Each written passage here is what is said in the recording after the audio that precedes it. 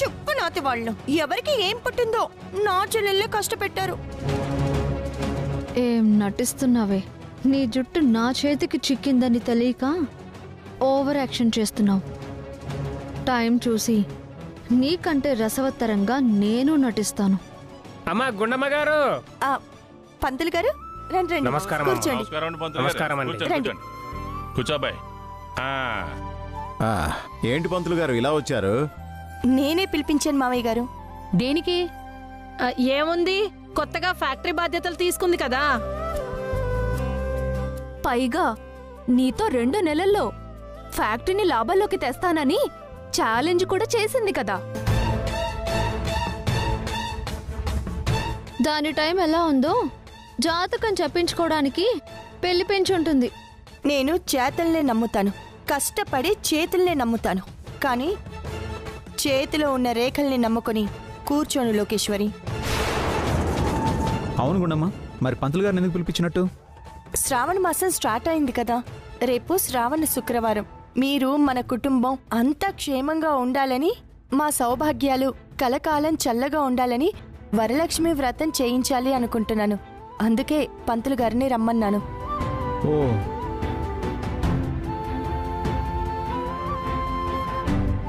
మంచి నిర్ణయం అమ్మా. శ్రావణ మాసంలో వరలక్ష్మి వ్రతం చేస్తే విశిష్టమైన ఫలితం ఉంటుంది. పూజకి కావాల్సినవన్నీ రాసిచ్చి రేపు ఎన్ని గంటలకి వ్రతం చేస్తారో చెప్తే ఏర్పాట్లు చేసుకుంటాం పంతులు గారు. తప్పకుండానమ్మా. వ్రతానికి సంబంధించి సరంజామా అంతా లిస్టు రాసి ఉంది. రేపు 10 గంటలు దాటిన తర్వాత అమృత గడియలు వస్తాయమ్మా. ఆ సమయంలో వ్రతం జరిపిస్తానమ్మా. సరే పంతులు గారు. వస్తానమ్మా. వస్తాను శ్రీనివాసరావు గారు. మంచిదండి.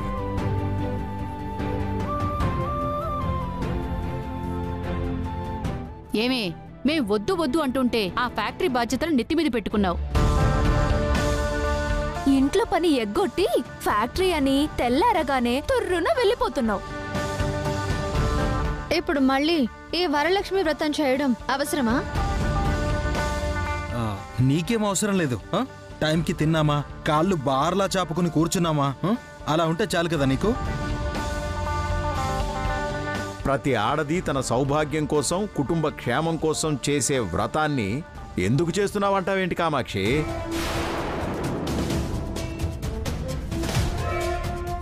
ఎటో 2 నెలల్లో ఇంట్లోనే లేకుండా పోయేదానికి, ఇంటి క్షేమం కోసం ఇప్పుడు ఈ వ్రతాలు చేయించడానికి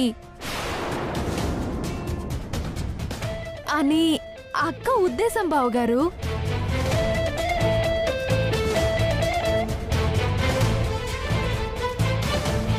నేను ఇక్కడున్నా ఆయన మీరు అంతా క్షేమంగా ఉండాలనే కోరుకుంటున్నాను. ఇక్కడి నుంచి వెళ్ళిపోయినా మీ క్షేమమే కోరుకుంటాను. అలాంటప్పుడు వ్రతం చేయించడంలో తప్పేం లేదు కదా.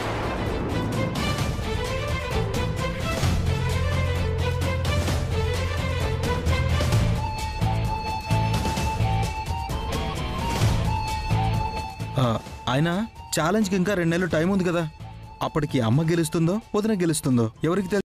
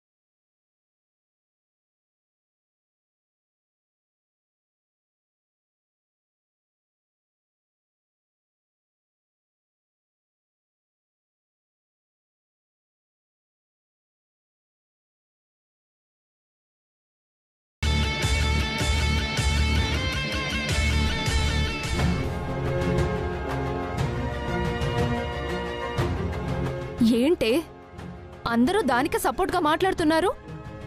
అది మాయలేడి. ఆదిని మెల్లిమెల్లిగా మార్చేసుకుంది.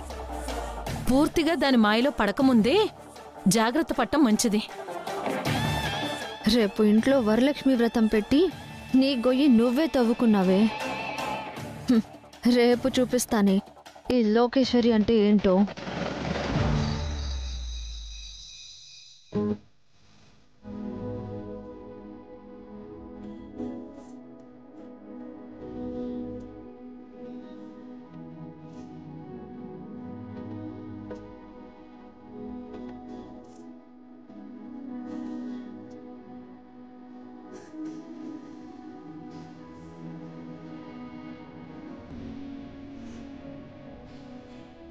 ఇంకా ఏమేం కావాలి? టెంకాయలు.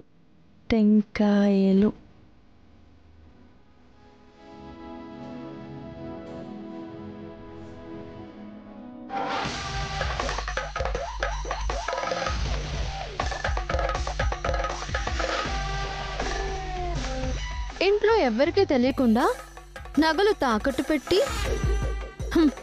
ఇప్పుడు ఇంట్లో వాళ్ళ క్షేమం కోసం వరలక్ష్మి వ్రతం చేస్తున్నానని కలరింగ్ ఇస్తున్నావా? ఈ వ్రతం ఇంటికి సౌభాగ్యాన్ని ఇస్తుందేమో కానీ నీకు మాత్రం అరిష్టాన్ని కలిగిస్తుంది. అలా నేను చేస్తాను.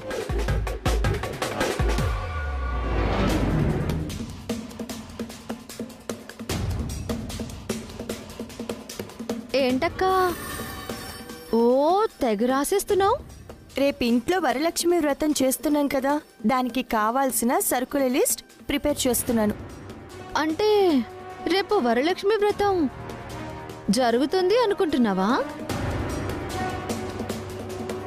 అంటే వ్రతాన్ని డిస్టర్బ్ చేయడానికి తయారవుదాం అనుకుంటున్నావా? నేనున్నదే అందుకు కదా. చూడు, ఇది ఇంట్లో వాళ్ళ అందరి క్షేమం కోసం, సౌభాగ్యం కోసం చేస్తున్న వ్రతం. నీకు నా మీద కోపం ఉంటే వేరేలా తీర్చుకో. అంతేకాని ఇలాంటి విషయాల్లో వేలు పెట్టావంటే మర్యాదగా ఉండదు చెప్తున్నా. నువ్విచ్చే మర్యాద నాకు అవసరం లేదే. అలా అని ఇప్పుడు నీతో ఎక్కువ డిస్కషన్ కూడా పెట్టను. ఎందుకంటే నువ్వు తల్లకిందులుగా తపస్సు చేసినా రేపు వ్రతం చెయ్యలేవు.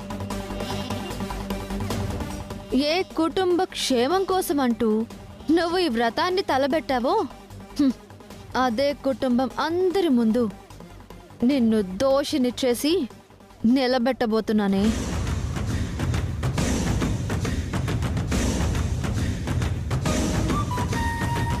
అది ఎలా ఏంటి అనేది రేపు లైవ్లోనే నీకు తెలుస్తుంది. ఈసారి గెలిచేది నేను. దోషిగా అందరి ముందు తల ఉంచుకుని ఇంట్లోంచి బయటికి వెళ్ళేది నువ్వు. ఫిక్స్ అయిపో. బాయ్. లోకేశ్వరి ఎప్పుడూ లేనంత కాన్ఫిడెంట్గా మాట్లాడుతోంది. కారణం ఏమై ఉంటుంది?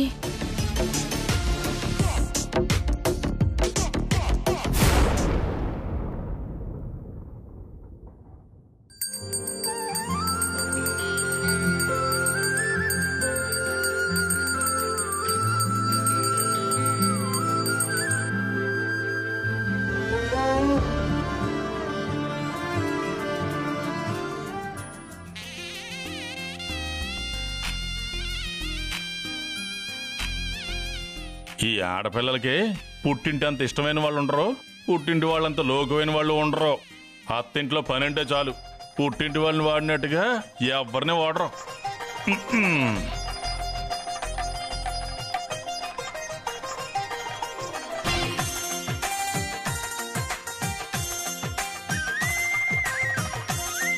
తాతయ్య ఏం చేస్తున్నావు? అప్పగించావు కదా పని, ఇదిగో బంతిపూలు కట్టుకుంటున్నాను. అరే ఉదయం నేను లేచినప్పుడు అప్పగించిన పని. ఆ తర్వాత నేను స్నానం చేశాను, ఇల్లంతా ధూపం వేశాను, దేవుడి దగ్గర దీపం వెలిగించి పూజ కూడా చేశాను. నువ్వు ఇంకా సగం కూడా పూర్తి చేయలేదా? హలో, ఇది ఎవరన్నా సింగిల్ బెడ్రూమ్ ఫ్లాటా? 4 దండలు కట్టగానే ఇల్లు అంతా కలర్ఫుల్ గా కనపడడానికి. లంకంత ఇల్లు ఎంత కట్టినా ఏదో మూల బ్యాలెన్స్ ఉంటూనే ఉంటది. అదంతా సరే ఏమండోయ్ కానీ మాణిక్యం గారు, పూలదండలు కట్టి మీ మనవరాలకి హెల్ప్ చేస్తున్నారా? నేనేమి హెల్ప్ చేయట్లేదండి. పేక మీద కత్తి పెడితే ఇదిగో ఈ పని చేస్తున్నాను. ఇదిగో మీరు కూడా వచ్చారు కాబట్టి అయ్యో, మీరు కూడా చేయండి. మామయ్య గారు మీరు ఆగండి. తీసుకో. మీరెందుకు పని చేయడం? అన్ని పనులు తాతయ్య చేస్తాడు. మీరొచ్చి కూర్చోండి. మామయ్య గారు మీరు ఇక్కడే కూర్చోండి, నేను వెళ్ళి కాఫీ తీసుకొస్తాను.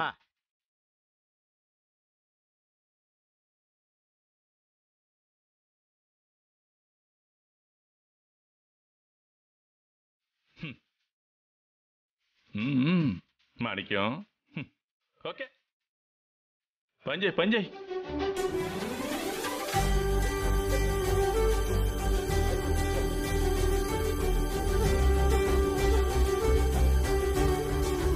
మామయ్య గారు అమ్మా. కాఫీ. థ్యాంక్స్ అమ్మా. ఇదిగో గుండమ్మా, అదో చూద్దాం, నాకు కూడా కాఫీ పట్టుకొచ్చాయమ్మా. తాతయ్య ముందు అప్పగించిన పని పూర్తి చేయి, తర్వాతే ఇస్తాను కాఫీ.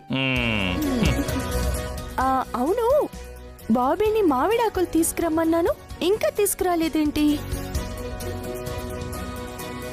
వచ్చేసాను వదినా. తీసుకోండి. ఏం తీసుకొచ్చావురా? ఇవాళ ఇంట్లో వదిన వ్రతం చేస్తుంది కదా నాన్న, మామిడి తోరణాలు కావాలంటే అలా వెళ్ళి ఇలా తీసుకుని వచ్చేసా.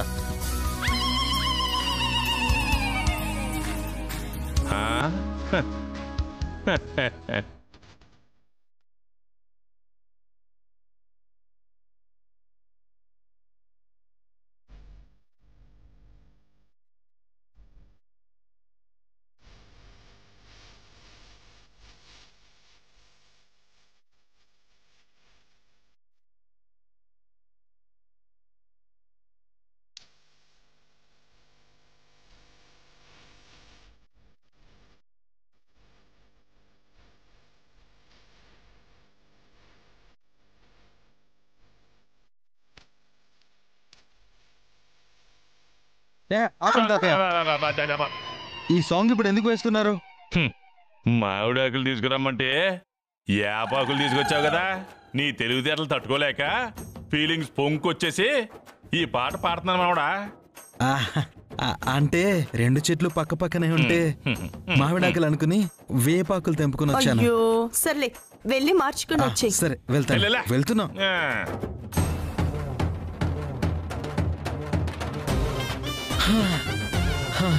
వదినా వదినా, ఈసారి పర్ఫెక్ట్ గా మామిడాకులు అంటే మామిడాకులే పట్టుకుని వచ్చా. గుమ్మాని కట్టేయమంటారా? అయ్యో అవన్నీ నేను చూసుకుంటాను, కానీ నువ్వు వెళ్ళి పూజకు కావాల్సిన సామాన్లన్నీ పర్ఫెక్ట్ గా వచ్చాయో లేదో చెక్ చేసి చెప్పు. అలాగే వదినా. వెళ్ళు.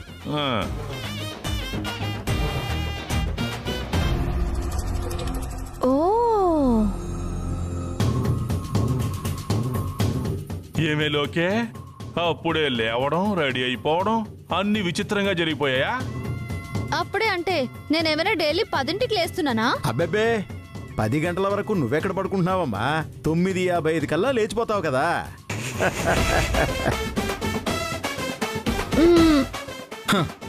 లేవగానే బెడ్ మీద కాఫీ అని, ప్లాట్ఫామ్ మీద కాఫీ అమ్ముకునేదానిలాగా కాఫీ కాఫీ అని అరుస్తూ ఉంటుంది. కొంతమంది పనులు చేయడానికి పుడతారు, కొంతమంది పనులు చేయించుకోవడానికి పుడతారు. బాగా చెప్పావు. ఇవాళ ఇంట్లో వరలక్ష్మి వ్రతం జరుగుతుంది కదమ్మా. గుండమ్మ లేచి బాధ్యతలన్నీ తన చూసుకుంటుంది కదా. మగవాళ్ళం మేమైనా సహాయం చేస్తున్నాం, కానీ ఆడదానివి చెల్లెలివి ఈ ఇంటి కోడలు అయి ఉండి కొన్ని పనులను నువ్వు చేయాలి కదే. అవును లోకేశ్వరి, నువ్వు కూడా గుండమ్మకి హెల్ప్ చేయొచ్చు కదా. అదేంటక్క, లోకి మన పార్టీ కదా, నువ్వు దానికి సపోర్ట్ చేసి పనులు చేయమంటావేంటి? అబ్బా ఏముంది, అది ఎలాగూ 2 నెలల్లో వదిలి వెళ్ళిపోవాలిగా. ఆ తర్వాత పనులన్నీ ఇదే చేసుకోవాలిగా. ఇప్పటినుంచే నేర్చుకుంటే మంచిదని. కామాక్షి, పండగ పూట కూడా ఈ పిల్లనేమీ అనకుండా ఉండలేవా? నిజాలు మాట్లాడుకోవడానికి పండగ అయితే ఏంటి, అమావాస్య అయితే ఏంటి?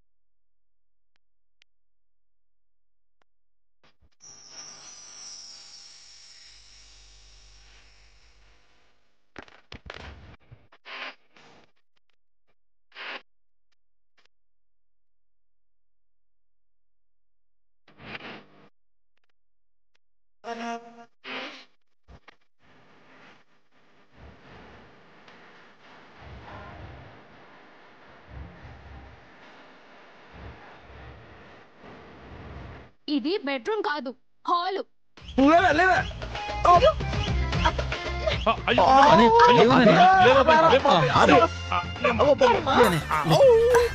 నీకేం కాలేదు కదా గుండమ్మా? హలో, అడగాల్సింది అక్కడ కాదు, ఇక్కడ నన్ను అడగాలి. ఏమే, నిన్ను తోరణాలు కట్టమంటే మీ తాతని కట్టమనొచ్చు, లేదా బాబీ గారిని కట్టమనొచ్చు, ఆఖరికి నన్ను పిలిచైనా కట్టమనొచ్చు కదా. అవన్నీ వదిలేసి 3 అడుగులున్న నువ్వు మరో 3 అడుగులు స్టూల్ వేసుకొని పైకెక్కి ఇంత రిస్కీ షాట్స్ అవసరమా నీకు? సమయానికి నేను వచ్చి పట్టుకున్నాను కాబట్టి సరిపోయింది. కింద పడి ఉంటే ఏమై ఉండదు? ఇంకేమై ఉండేది, ఫ్లోర్ పగిలిపోయి ఉండేది. కౌంటర్లు వేయడం కాదే, గుండమ్మలా పనిచేయడం రాదు, గుండమ్మలా మనుషులను ప్రేమించడం రాదు. అంటే నీ ఉద్దేశం ఏంటి? అమ్మ ఏమన్నా పని పట్టారని పనికి మాలిందనా? తిని కూర్చునే బద్దకస్త్రాలనా? దేనికి పనికిరాని చవటనా? నాయనమ్మా, కొంచెం ఎక్కువైంది. ఎక్కువ అవడం ఏంటి? నిన్న మీ తాతయ్య తక్కువ చేసి మాట్లాడుతుంటే కోపం రాదా? ఆ మాటలకి నువ్వు రియాక్ట్ అవ్వాలి. నువ్వెటూ రియాక్ట్ అవ్వటం లేదని నేను రియాక్ట్ అయ్యాను. హలో, డైలాగులు తీసుకోవడం కాదు, దానికి పనులు చెప్పడం అలవాటు చేయండి. దాని మీద మీకు అంత అభిమానం ఉంటే దాంతో పనులు చేయించండి. చేయించండి అంటున్నారు. ఏ, ఇది పనులు చేయలేదనా? నాయనమ్మా, నువ్వు బాగా అది బేసిక్ గా తలుచుకోదు గాని తలుచుకుంటే ఈ ఇంటినేంటి దేశాన్ని చక్క పెట్టేస్తుంది.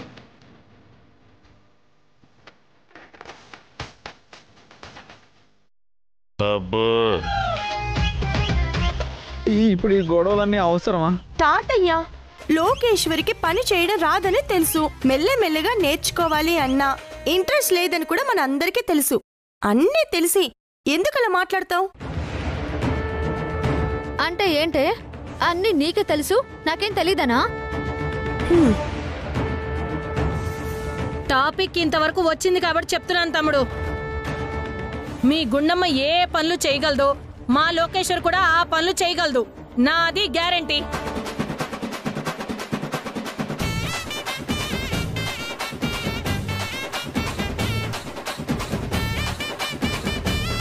మరీ ఓవర్గా రియాక్ట్ అవుతున్నావేమో. సిచ్యువేషన్ వచ్చినప్పుడు ఆ మాత్రం రియాక్షన్ ఇవ్వకపోతే క్యారెక్టర్ వెయిట్ పడిపోతుంది. చెప్పండి, గుండమ్మ ఏం పని చేస్తుందో చెప్పండి, లోకేశ్వర్ని ఏం చేయమంటారో చెప్పండి. నానమ్మ, ఇవాళ ఇంట్లో వరలక్ష్మి వ్రతం చేయాలి అనుకుంటున్నాం. మనసుంటే వచ్చి పూజలో కూర్చోమను చాలు. ఈ ఛాలెంజ్లు గీలెంజ్లు ఇవేవి అవసరం లేదు. నేను ముగ్గేసి వస్తాను. ఆగవే, సరేనే, నువ్వు ముగ్గు అంటున్నావు కాబట్టి నీకు పోటీగా, నీకంటే అందంగా, నీ ముగ్గు కంటే గొప్పగా లోకేశ్వరి గొప్పగా ముగ్గు వేస్తుంది.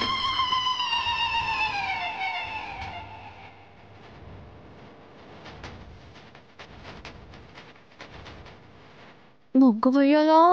వెయ్యవే, లేదంటే అందరి ముందు వెదవైపోతావు. అవును, నేను నీకు పోటీగా ముగ్గేస్తా. అది 10 చుక్కల ముగ్గేస్తే నేను 25 చుక్కల ముగ్గేస్తా. శభాష్. అది 3 చుక్కల ముగ్గేస్తే నేను 300 చుక్కల ముగ్గేస్తా. అబ్బబ్బబ్బబ్బబ్బా, సూపరే. అది చిలక ముగ్గేస్తే నేను ఎలక ముగ్గేస్తా.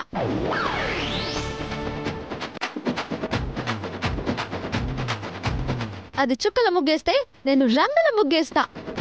లోకేశ్వరి, ఇవాళ పండగ, పెద్ద ముగ్గు వెయ్యాలి. అదే కదే చెప్తున్నాను, నీకంటే పెద్దగా భారీ ముగ్గేస్తా. చాలా. ఈ టైంలో ఈ పోటీలు అవసరమా? లేదు మనోడా, నువ్వు ఇలాంటి డైలాగులు చెప్పొద్దు.